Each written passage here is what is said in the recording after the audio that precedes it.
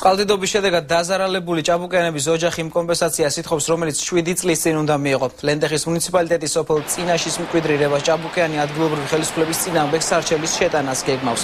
ოჯახის დიასახლის ელენა ლიპარტელიანი ამბობს, რომ 2005 წლის გაზაფხულზე მომხდარი წყალდიდობის შედეგად დაზარალებული მოსახლეობის დასახმარებლად გამოყოფილი ფულადი კომპენსაცია არასწორად გადანაწილდა.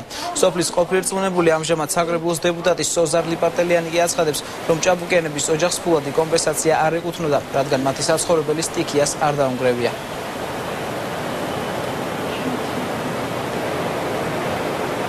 $2005 წლის აპრილ-მაისის სტიქიის დროს, წყალდიდობის დროს გადმოვიდა მთლიანად ღელე აი ამ ტერიტორიაზე აქ, რასაც თქვენ ხედავთ, ესეთი ლოდები მოქონდა წყალს, რომ მთლიანად ტორტმანებდა სახლი.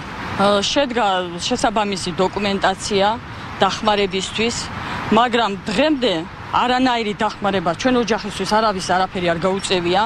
ჭაბუკიანის სახლი დარჩა და მეზო წალეკა დახმარება კომისიამ რაიონის არ გასცა, ანუ 18 კაციანი კომისია იყო შედგენილი, განიხილეს, მე მათზე მიცემული მქონდა ცნობა, რაც იყო დაზიანებული და კომისიამ არ გაითვალისწინა ეზო გარემოს აღდგენის სამუშაოები.